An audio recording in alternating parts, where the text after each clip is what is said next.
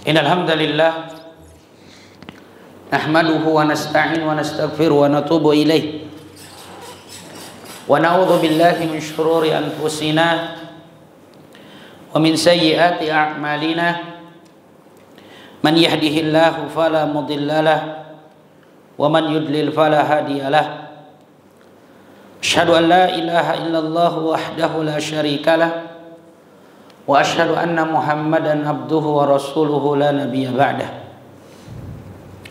Qala Allah Ta'ala fi kitabihil karim, ya ayyuhalladzina amanu taqullaha haqqa tuqatih wa la tamutunna illa wa antum muslimun.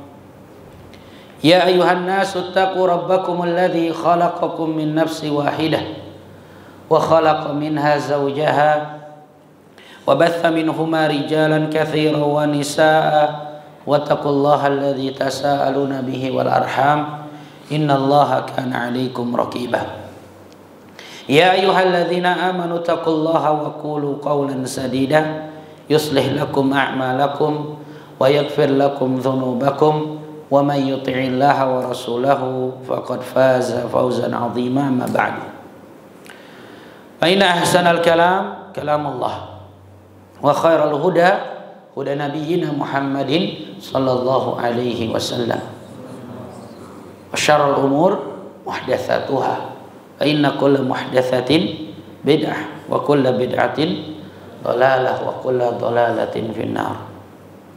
Jamaah yang semoga dirahmati oleh Allah Subhanahu wa taala, segala puji kita panjatkan pada kesempatan sore hari ini di bawah curahan hujan, ya, sebagai nikmat yang Allah berikan pada kita di hari menjelang berbuka puasa. Semoga Allah Subhanahu wa taala menerima ibadah-ibadah kita, termasuk duduknya kita di majelis ilmu. Iya. Sebenarnya pada kesempatan sore hari ini saya ingin berbicara tentang masalah pembatal puasa. Sebenarnya bisa ingin ditampilkan namun labas, ya, tidak perlu untuk ditampilkan, namun mudah-mudahan bisa dipahami. Dan filenya sebenarnya dibagikan, yang semoga bisa terlihat sebenarnya oleh adik-adik semua di sini. File dari pembatal puasa. Namun sebelum masuk ke pembatal puasa, sudah tahu apa itu puasa? Definisinya?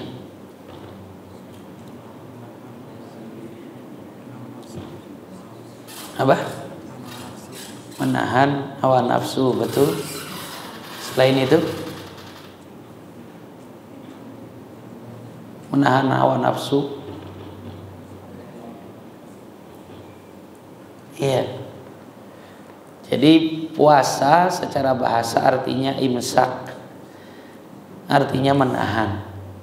Menahan dari apa? Secara istilah, menahan dari segala hal yang membatalkan puasa.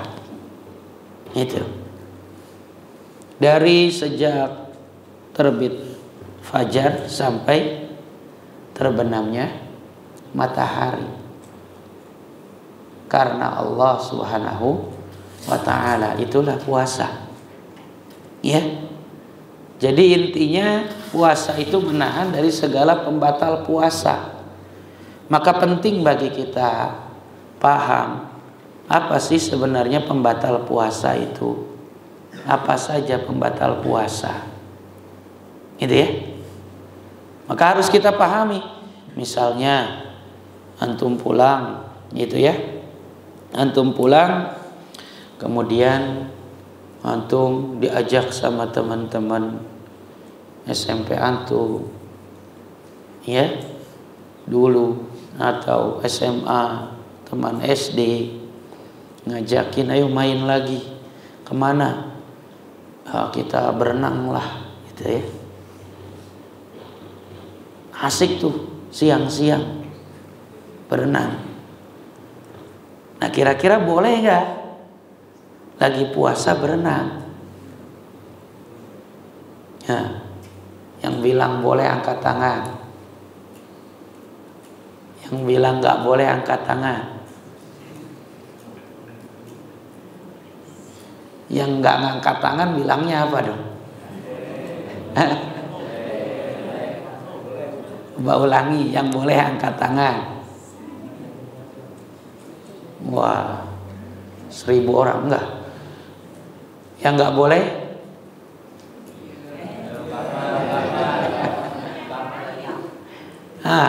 Berapa? Nah, itu yang dimaksudkan dengan fikih. Kita harus paham. Fikih itu pemahaman, mengetahui hukum suatu perbuatan manusia. Apakah betul gitu ya, berenang itu membatalkan puasa? Nah, ketika kita bilang enggak, kita harus ada dalil. Fikih itu bukan hanya mengetahui hukum, tapi juga tahu dalilnya. Apa dalilnya? Ya, maka fikih itu penting. Mengetahui hukum beserta dengan dalilnya. Itu namanya apa? Fikih. Mengetahui hukum perbuatan manusia beserta dengan dalilnya. Itu. Nah, khilaf terjadi. Sebagaimana antum tadi ditanya, ada yang bilang batal, ada yang bilang enggak batal. Gitu kan? Sekarang Ustaz tanya lagi. Mana yang harus dilakukan ketika berwudu, ketika berpuasa? Kumur-kumur sambil istinsyak, menghirup air, atau meninggalkannya agar enggak batal puasanya? Ketika kita wudu kan ada kumur-kumur tuh, sama menghirup air gitu kan. Kalau lagi puasa, mana yang harus dikerjakan? Tetap kumur-kumur, istinsyak, atau ditinggalkan dulu? Mana? Ditinggalkan atau tetap kumur-kumur? Ngacung lagi. Yang tetap melakukan, angkat tangan. Oke, yang enggak tetap melakukan.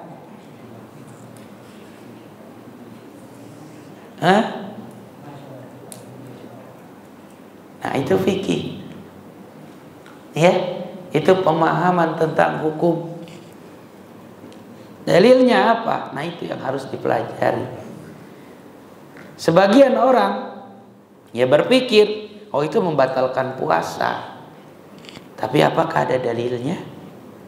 Nah, itu yang harus dipelajari. Sebenarnya yang membatalkan puasa itu apa? Para ulama bersepakat, ya, dan dijelaskan oleh Syekhul Islam Ibnu Taimiyah, pembatal puasa itu, jamaah, adalah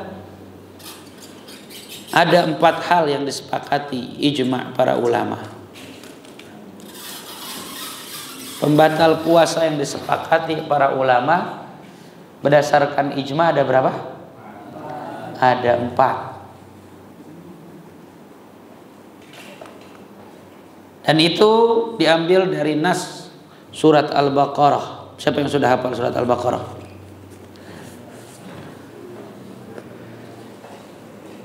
Surat Al-Baqarah ayat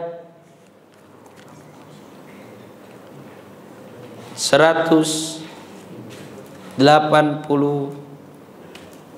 Siapa yang hafal?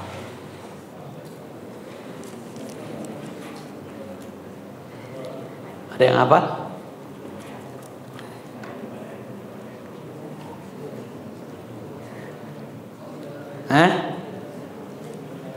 Coba baca santri. Uhilla lakum.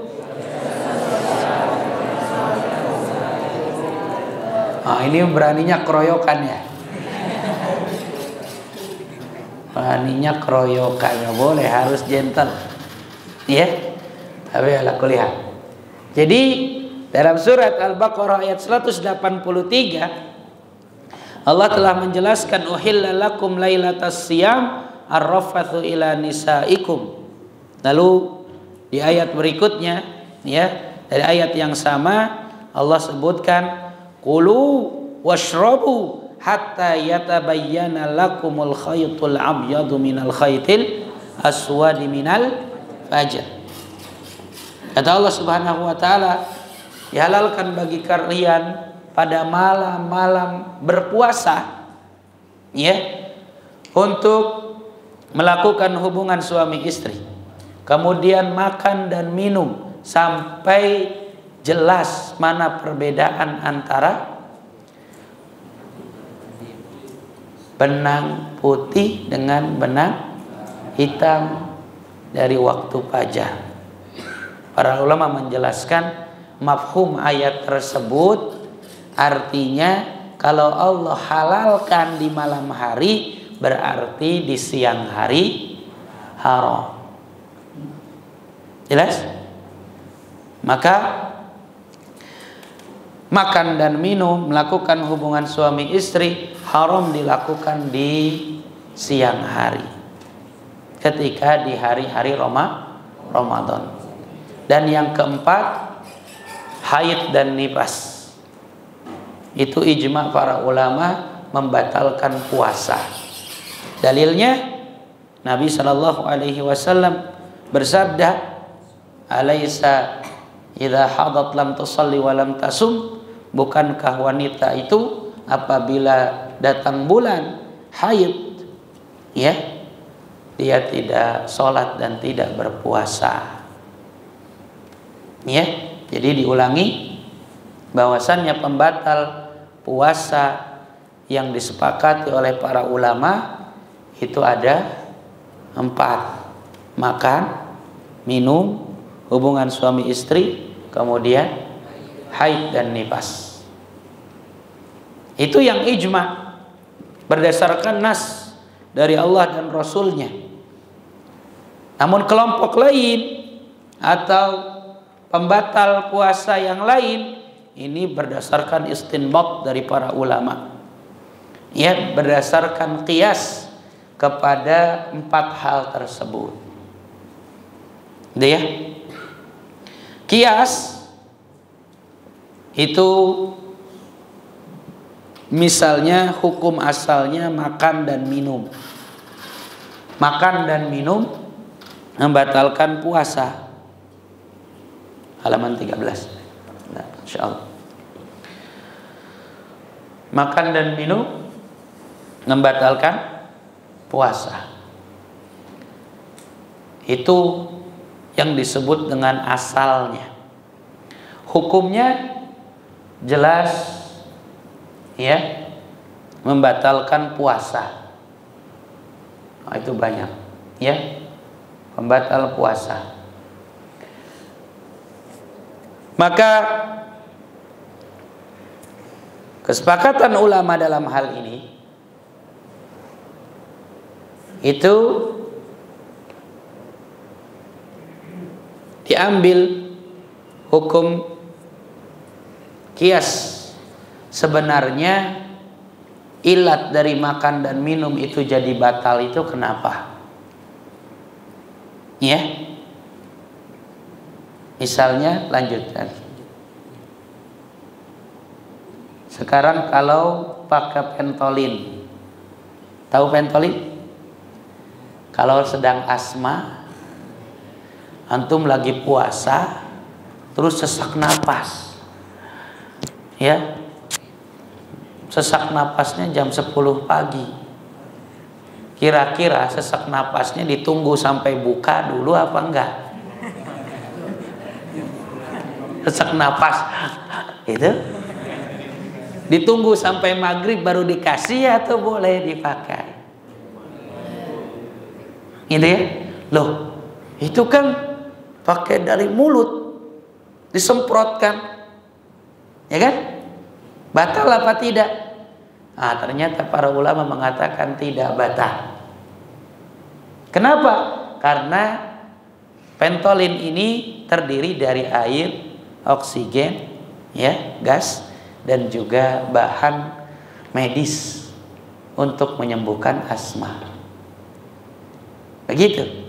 Kalaupun ada yang masuk ke dalam kerongkongan, yang masuk dalam tubuh manusia, tapi itu bukan makanan, tidak sejenis dengan makanan, dan itu nilainya sedikit. Gitu ya. Dan itu sama dengan seseorang yang kumur-kumur. Kata para ulama, kumur-kumur itu tetap dianjurkan. Ini tadi ya. Jadi yang jawab ketika puasa gak boleh kumur-kumur, salah. Bahkan mazhab Hambali tetap mewajibkan kumur-kumur dan istinsyak. Hanya saja Nabi bersabda, "Balik fil istinsyak illa an takuna sha'imah." Bersungguh-sungguhlah engkau menghirup air ketika berwudu, kecuali kondisimu sedang dalam kondisi berpuasa. Artinya yang terlarang itu kalau dikuatkan hirupnya, ya, sampai masuk air satu gayung misalnya, ya, satu cidukan semua masuk, jangan. Tapi tetap harus dilakukan, ya, jangan ditinggalkan. Nah, yang meninggalkan itu salah pemahaman, ya, karena bilangnya hati-hati, khawatir batal, akhirnya nggak kumur-kumur, salah. Justru tetap kumur-kumur dan istinsyak, namun tidak boleh berlebihan. Jelas? Maka kenapa kau disamakan dengan pentolin ini? Orang yang kumur-kumur itu misalnya ada gelas, ya, kemudian sesuai dengan ukuran kumur-kumur. Nah, kalau dikeluarkan lagi, kata para ulama, pasti ada air yang tersisa di mulut dari kumur-kumur tersebut, ya, yang itu bisa menyebabkan masuk ke dalam tubuh manusia. Tapi karena ukurannya sedikit, maka dimaafkan. Sesuatu yang sedikit itu tidak membatalkan. Jelas? Maka pakai alat Ventolin itu diperbolehkan. Wallahu ta'ala. Lanjut. Lalu bagaimana hukumnya pakai tetes telinga? Ya, sakit mata, batal apa tidak? Menurut madhab Syafi'i, pakai tetes telinga batal. Ya, karena menurut madhab Syafi'i, setiap lubang rongga, baik itu hidung, mulut, dari dubur misalnya, itu termasuk hal yang jika kemasukan sesuatu batal. Ini fikih, kalau misalnya ada yang sudah buang air besar, kemudian dia cebok, kemudian memasukkan salah satu jarinya ke duburnya, maka menurut madzhab Syafi'i batal. Tapi menurut madhab lain, ya, dan dikuatkan oleh Syekhul Islam Ibnu Taimiyah dalam Haqiqatus Siyam, ya, tidak membatalkan seseorang itu jika kemasukan, ya, air, ya, dalam telinganya. Kenapa? Karena yang membatalkan itu, kata Syekhul Islam Ibnu Taimiyah, adalah sesuatu yang masuk ke dalam lambung, lalu, ya, memproses menjadi darah dan nutrisi yang menguatkan tubuh. Jelas? Jadi sesuatu itu yang membatalkan itu kalau apa? Kalau masuk melalui tenggorokan, kemudian ke lambung, kemudian menjadi darah, nutrisinya, makanan, minuman masuk diolah ke dalam lambung. Jadi apa dia? Jadi nutrisi, ya, gizi yang menjadi darah yang mengalir pada tubuh manusia. Itu yang membatalkan. Sehingga nggak ada ceritanya orang makan dari telinga, kan gitu. Nggak ada ceritanya orang makan dari mata, nggak ada. Maka pakai tetes mata, pakai tetes telinga tidak membatalkan puasa, karena itu tidak senilai atau semakna dengan makan dan minum. Karena yang ada nasnya makan dan minum itu yang membatalkan. Ya, selanjutnya. Nah, obat tetes hidung gimana? Nah, sebagian ulama seperti Syekhul Islam, ya, Ibnu Utsaimin, Ibnu Baz itu mengatakan batal berdasarkan hadis tadi, wa balik fil istinsyaq illa an takuna sha'imah. Bersungguh-sungguhlah engkau menghirup air ketika berwudu dengan hidungmu, kecuali kalau kamu sedang kondisinya berpuasa. Khawatirnya kalau ditetesi lewat hidung itu akan jatuh ke tenggorokan. Karena kita tahu, dan kita tahu betul, ya, biasanya dari hidung juga bisa sampai ke tenggorokan, dan bisa betul, ya, buktikan saja kalau mau, ya. Tapi jadi batal. Maka Nabi melarang ketika berwudu itu kuat masukkan air ke dalam hidung, sehingga memakai obat melalui hidung itu dapat berpotensi membatalkan puasa. Jelas? Nah, selanjutnya, suntik gimana? Antum sakit puasa, datang ke dokter, kata dokter disuntik ya nak. Wah, mana lagi puasa dokter? Batal apa enggak? Hah? Itu fikih namanya. Ya, antum nganter ibu, ayo bu ke dokter, kata ibu nggak mau, ibu lagi puasa kok ke dokter nanti disuntik lagi, batal puasa ibu. Harus fakih, paham, suntik itu terbagi menjadi dua.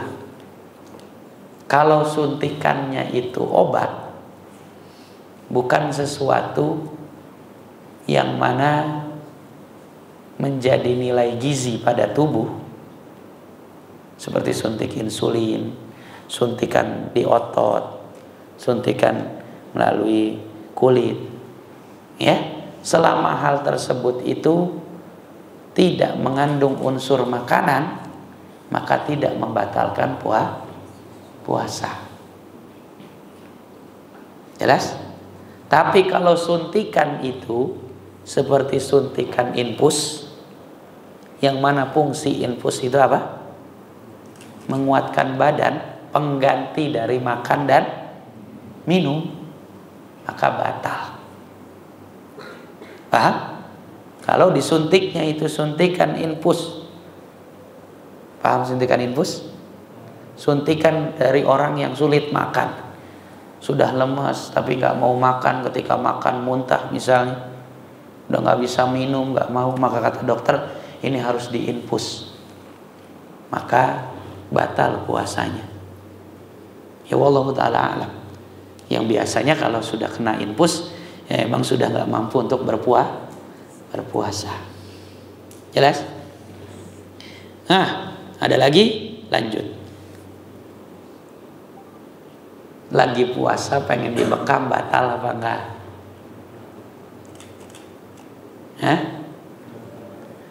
Nabi SAW bersabda, aftarul hajim wal mahjum, telah batal orang yang membekam dan minta dibekam. Tahu hadisnya? Pernah dengar? Disebutkan dalam Bulughul Maram, ada hadis tersebut. Ada di sini pelajaran Bulughul Maram? Belum ada? Nanti diadakan. Ya. Nabi menyebutkan batal puasanya orang yang membekam dan dibekam. Jelas? Namun hadis ini ternyata ada hadis lain, ya, di mana Nabi SAW menyebutkan, ya, man qa'a aw ihtalama awil hajama la yuftir. Kama qala Nabi sallallahu alaihi wasallam, ya tidak batal puasanya orang yang muntah, orang yang mimpi basah, dan orang yang berbekam. Sehingga ulama khilaf. Ada yang mengatakan batal dibekam, ada yang mengatakan tidak batal. Yang rajih, ya, walaupun Syekhul Islam berpendangan batal dalam Haqiqatus Siyam, Syekh Albani dalam ta'liq beliau terhadap kitab Syekhul Islam menyebutkan ada hadis lain dari Imam Daruqutni yang menyebutkan bahwasannya Nabi SAW memberikan rukhsah, memberikan dispensasi bagi orang yang berpuasa boleh untuk berbekam. Sehingga kata Syekh Albani, ya, pada asalnya berbekam itu memang membatalkan, tapi ada keringanan, boleh. Sehingga para sahabat ketika ditanya apakah orang yang berpuasa itu batal, apakah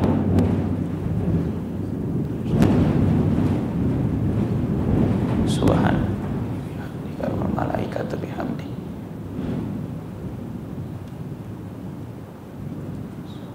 yusabbihu ra'du bihamdihi wal malaikatu, baca doanya.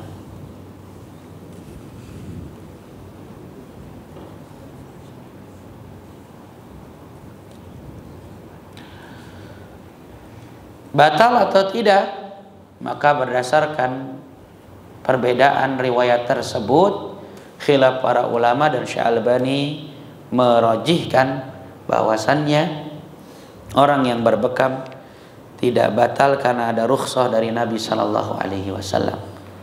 Namun ilat yang disebutkan Syekhul Islam Ibnu Taimiyah, kenapa kok orang yang bekam itu batal?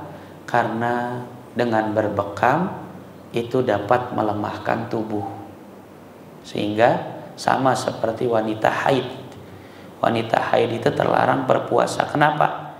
Karena mengeluarkan darah, dan itu dapat melemahkan tubuh. Kalau ditambah lagi puasa akan berdampak pada kesehatan. Sehingga kata Syekhul Islam, ilatnya sama. Orang yang berbekam terlarang untuk, ya, berbekam ketika berpuasa karena bisa berdampak melemahkan tubuh. Maka sahabat yang mulia Anas bin Malik ketika ditanya, apakah engkau melarang orang yang berpuasa untuk berbekam? Kata beliau, tidak, selama tidak menyebabkan kelemahan. Jadi bekam tidak membatalkan puasa, namun sebagian ahli ilmu berpendapat bahwa itu bisa membatalkan puasa. Jelas? Lanjut. Dari masalah berbekam diambil masalah kontemporer. Pengambilan darah batal enggak? Ya, abi antum sakit kolesterol, antum datang ke dokter, ya disuruh cek tes darah. Batal enggak puasanya?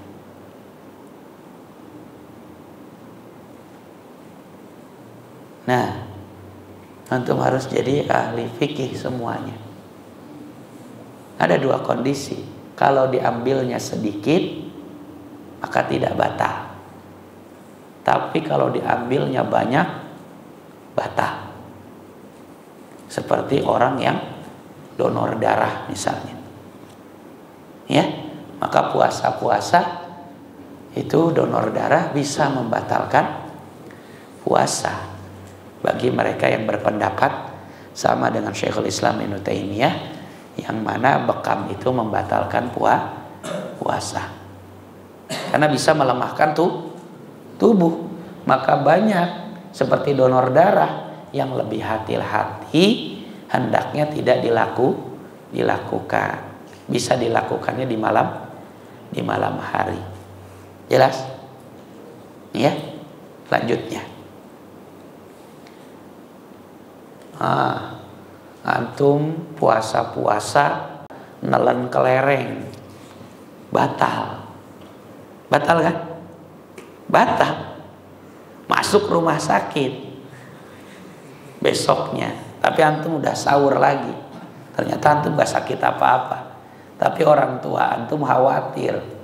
Kata dokter, ya, wah ini Pak harus dicek pakai yang namanya gastroskopi, alat kamera kecil, ya, difungsikan untuk melihat dalam tubuh manusia. Ilmu kedokteran. Siapa tahu di sini ada yang mau jadi dokter. Saya mau jadi dokter. Masya Allah, bagus. Dokter, hafidz Quran, paham bahasa Arab, paham fikih, tafsir, luar biasa. Amin. Ya, harus ada. Itu. Nah masalahnya ketika antum jadi dokter, terus yang pasien antum itu sedang puasa, antum boleh nggak tuh pakai kamera itu masukkan ke tubuh manusia? Batal apa enggak? Hah? Batal enggak? Tidak batal.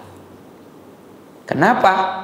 Karena tadi, ya, karena tidak semakna dengan makan dan minum. Karena fungsi makan dan minum apa tadi? Masuk tenggorokan, masuk ke lambung, kemudian diolah menjadi darah dan memberikan nutrisi kekuatan bagi tubuh. Sedangkan alat ini tidak, dia hanya masuk tapi tidak memberikan nutrisi. Beda kalau seandainya masuknya itu harus disertai dengan minyak misalnya, pelarut obat yang memberikan ke tubuh, maka nanti larutan tersebut akhirnya terolah di lambung, maka jadi batal. Maka disebutkan, dibedakan, kalau dengan disertai larutan, disertai dengan pelicin misalnya begitu, maka larutan itulah yang sebenarnya membatalkan. Tapi kalau tanpa itu bisa masuk, maka tidak membatalkan. Paham itu? Nah, lanjut. Ya. Kalau tadi gastroskopi, ini namanya laparoskopi. Nah, apalagi itu?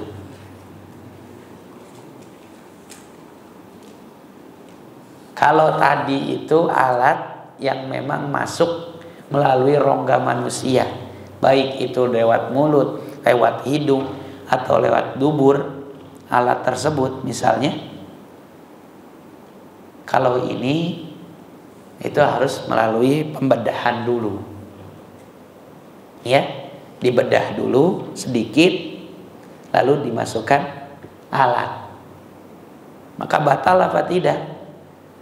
Tidak membatalkan puasa. Kenapa? Karena itu bukan makanan dan minuman. Mayoritas ulama berpendapat batal puasanya jika ada sesuatu yang dimasukkan ke dalam perut, semisal larutan tadi, ya. Maka dalam hal ini kita sudah belajar. Maka kalau misalnya antum sakit perut, nggak bisa BAB pakai mikrolak, atau mikrolak, batal apa enggak? Hah? Batal apa enggak? Batal apa enggak? Nah, ini kok masih bilang batal, enggak batal, bingung. Kalau antum bilang batal, nah, boleh antum bilang batal menurut mazhab Syafi'i. Karena menurut mazhab Syafi'i memasukkan sesuatu melalui dubur batal. Maka mikrolak itu masukkan dari dubur, batal. Tapi kebanyakan ulama yang tidak bermadzhab Syafi'i itu tidak mengatakan batal. Karena apa tadi? Tidak semakna dengan makan dan minum. Lanjut. Jelas? Sekarang anestesi. Apa anestesi? Dibius. Batal apa enggak?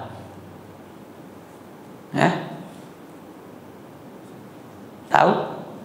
Kepikiran sampai sini batal puasa apa enggak? Ilmu fikih luas.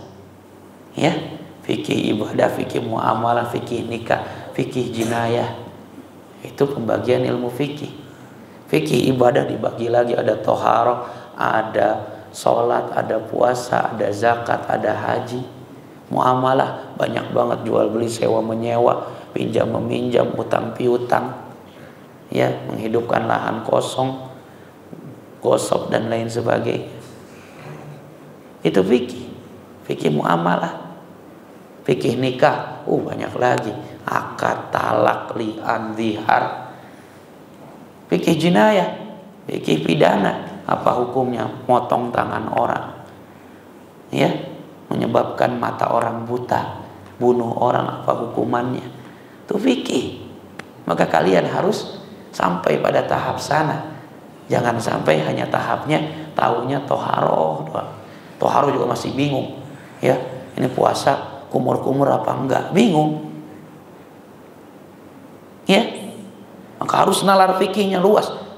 Perjalanan nuntut ilmu saya masih panjang. Itu baru ilmu fikih. Gimana tafsir, gimana hadis, Allahu Akbar, kan gitu. Maka jangan cepat melempem kalau nuntut ilmu sampai ke liang lahat. Nuntut ilmu sampai kemana? Liang lahat, bukan sampai doktor, ya, tapi sampai masuk liang lahat. Azamkan kuat-kuat dalam hati, ya. Bukan nuntut ilmu itu cukuplah di Al-Hunafa aja udah cukup lah, saya udah dibilang ustadz kok kalau pulang. Bukan. Saya pokoknya udah pulang aja udah jadi imam tarawih kok, udah cukup lah, ya. Harus jadi ahli ilmu sesungguhnya, bukan cuma pintar ceramah, cuma bisa kultum, cuma bisa jadi imam lah. Harus faqih, mufassir, muhaddits, ulama sesungguhnya. Dan Indonesia butuh antum semua untuk menjadi ulama di masa mendatang. Amin. Kembali ke hukum ini. Batal nggak puasa orang yang dibius? Dibedakan bius total sama bius lokal. Bius lokal itu apa, Ustaz? Bius lokal itu bius yang hanya pada tempat yang ingin dibedah. Misalnya hanya tangannya saja, ketika mau disobek itu ya, dia nggak kerasa, tidak sakit, tapi dia sadar. Maka itu namanya bius apa? Bius lokal. Maka bius lokal tidak membatalkan. Jelas? Tapi kalau bius total itu gimana? Sampai dia sudah tidak sadarkan diri. Ya, biasanya operasi besar yang harus membedah tubuhnya. Maka bius total itu dibagi dua lagi. Kalau bius totalnya itu, ya, sadarnya itu tidak lama, misalnya dibius pagi jam 9, ya, sadar dia siang hari sudah selesai, sudah bangun, maka nggak batal. Tapi kalau bius totalnya itu sampai seharian, batal. Kenapa? Karena disamakan dengan orang yang pingsan. Ya, kalau orang pingsan, pingsannya sebentar, batal apa tidak? Tidak, kata para ulama. Tapi kalau pingsannya seharian, dia tidak dikatakan berpuasa, wajib qadha alias tidak dinilai berpuasa. Jelas? Jelas? Lanjut. Apa hukumnya transfusi darah? Angkat tangan. Apa hukumnya? Alasannya? Hah? Transfusi darah kenapa batal? Transfusi darah tahu? Kurang darah dikasih darah dari orang lain. Itu namanya transfusi. Batal apa enggak? Kenapa batal? Hah? Karena fungsi makan dan minum itu untuk menghasilkan darah. Jelas? Fungsi utama dari makan dan minum itu jadi nutrisi yang mengalirkan darah. Akhirnya orang jadi kuat. Orang jadi memiliki tenaga. Maka orang yang kurang darah, jelas sekali ketika dikasih darah, dia kembali kuat. Sehingga sama dengan makan dan minum. Sehingga hukumnya batal. Paham? Ya. Jadi masalah-masalah kontemporer dikembalikan ke masalah ijma tadi. Batal apa tidak? Yang ijma tadi apa? Ingat? Makan, minum, hubungan suami istri, haid dan nifas. Maka transfusi darah dikiaskan kepada makan dan minum. Jelas? Iya, ini mohon maaf suara anak serak-serak basah ya, sedang radang tenggorokan. Tapi mudah-mudahan jelas terdengar. Sampai kapan ininya biasanya kajiannya? Sampai jam 6? Jam 6 kurang. Jam 6 kurang 10. Baik, lanjut dulu. Nah, gimana kalau cuci darah? Biasanya yang punya penyakit ginjal, nasallallahu salamal afiyah, semoga kita dijauhkan dari penyakit tersebut. Masalahnya kalau sakit ginjal cuci darah, batal nggak puasanya? Cuci darah membatalkan puasa. Kenapa? Karena biasanya ada obat nutrisi yang senilai dengan gizi, ya, seperti gula, glukosa dalam darah, sehingga membatalkan puasa. Lanjut.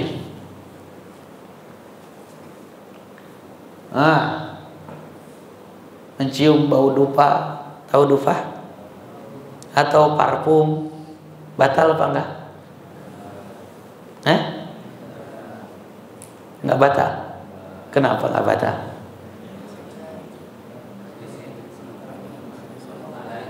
Kalau cium dupa enggak batal, kalau ngerokok batal apa enggak? Loh, rokok kan asam, dupa juga asam.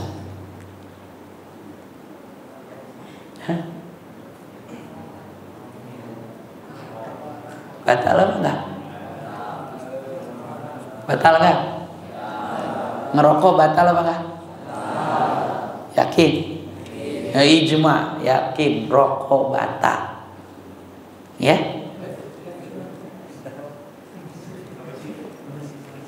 Jelas?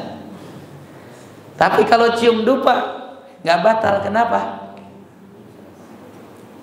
Karena kalau rokok itu sama seperti makan dan minum, dia terdapat unsur kenikmatan, ya, kemudian masuk ke dalam tubuh manusia dan memberikan unsur yang masuk ke dalam tubuh manusia juga, walaupun unsur tersebut buruk, misalnya beracun misalnya, jelas, tapi itu mengalir ke dalam darah manusia, nikotin itu, ya, maka sekalipun itu misalnya koyok nikotin, ya, itu dibutuhkan oleh pecandu rokok misalnya, nah itu batal puasanya karena memberikan nutrisi yang kita katakan unsur yang menyebabkan orang perokok itu merasa terpuaskan. Ya nikotin kita katakan gitu ya. Adapun bau dupa, nggak ada orang nyium bau dupa tuh tujuannya untuk agar bisa mengalir dalam darahnya begitu, nutrisi, nggak ada. Jelas? Paham? Nah berbeda kalau antum sengaja cium dupanya itu disedot gitu. Nah itu makan dan minum batal. Ya. Tapi kalau sepintas tidak batal. Makanya orang yang ngerokok batal, tapi orang yang di sampingnya yang nggak ngerokok tapi dia ngisep juga, terisap begitu, nggak batal. Paham bedanya? Ya misalnya ada orang rokok gitu, Pak, batal rokoknya. Oh, antum juga batal dong. Ini anak ngerokok cuma masukin asap, antum juga nih anak keluarin asapnya antum hirup kan, batal juga antum. Oh beda, ya. Kalau bapak isap sengaja masuk ke dalam tubuh yang mana ada unsur yang merasakan kenikmatan dalam tubuhnya itu, walaupun haram, ya. Tapi kalau orang yang disebut perokok pasif, dia nggak menikmati, hanya saja tercium aroma atau asap rokok, tidak membatalkan puasa. Jelas? Itu sama seperti hukumnya kumur-kumur. Kumur-kumur batal apa enggak? Hah? Kumur-kumur tidak membatalkan puasa. Tapi kalau ngunyah permen karet batal apa enggak? Hah? Kan nggak dimasukin, cuma sampai mulut doang, sama kayak kumur-kumur.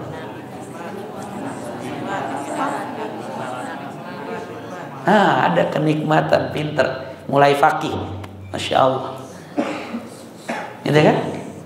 Ada kenikmatan, ada yang masuk dalam tubuh. Beda dengan kumur-kumur, ya. Kumur-kumur tidak ada yang niatnya untuk minum. Beda kalau niatnya minum, kumur-kumur, ayo siapa yang siapa gitu. Kalau wudhu niat sekalian biar minum, batal. Jelas? Tapi kalau kumur-kumur sewajarnya, sunnah tetap dilakukan ketika berpuasa. Jelas? Jangan samakan kumur-kumur dengan ngunyah permen karet, beda. Lanjut. Ya. Sikat gigi batal apa enggak? Ya. Sikat gigi tidak membatalkan puasa. Ya, walaupun harus hati-hatinya sampai tertelan, sama seperti kita kumur-kumur harus hati-hati. Kenapa kok nggak batal? Karena hanya sekitaran mulut, tidak sampai tertelan. Sama seperti orang kumur-kumur tidak membatalkan puasa.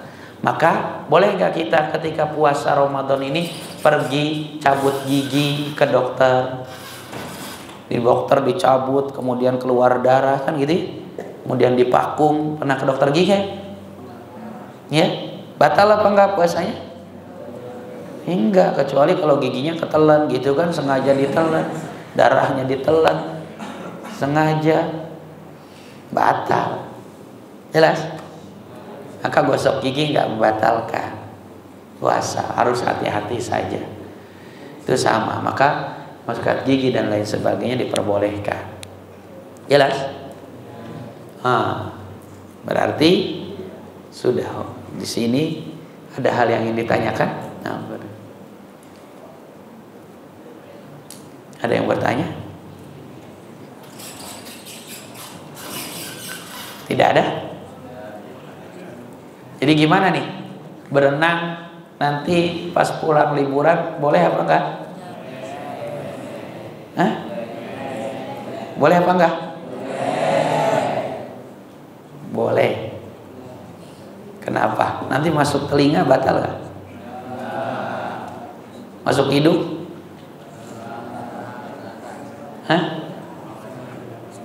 Masuk hidung? Nyemplung masuk hidung? Atau lagi nyelam antumnya nguap, terus masuk,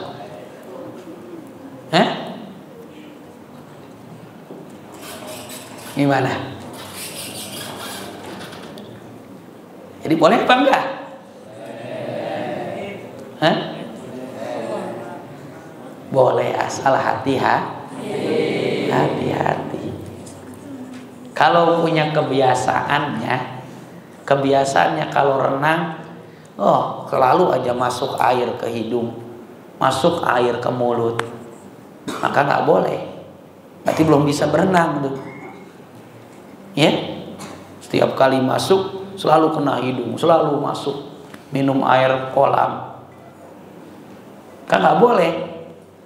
Tapi kalau yang sudah biasa dan dia sudah tahu kondisinya, dia nggak pernah kemasukan, paling kemasukan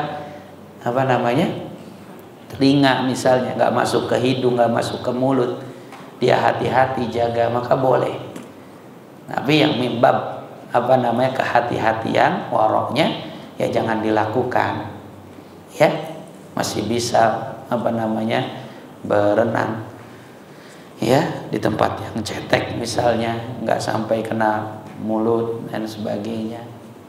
Itu membab kehati-hatian saja. Jelas ya? Nah, gitu. Jadi siapa yang udah punya rencana berenang? Nah, gitu. Liburan. Kapan liburan? Tanggal berapa? Oh, cepat ya. Tanggal 2. Masya Allah. Nah, barakallahu fikum. Sampai sini. Kalau tidak ada yang bertanya.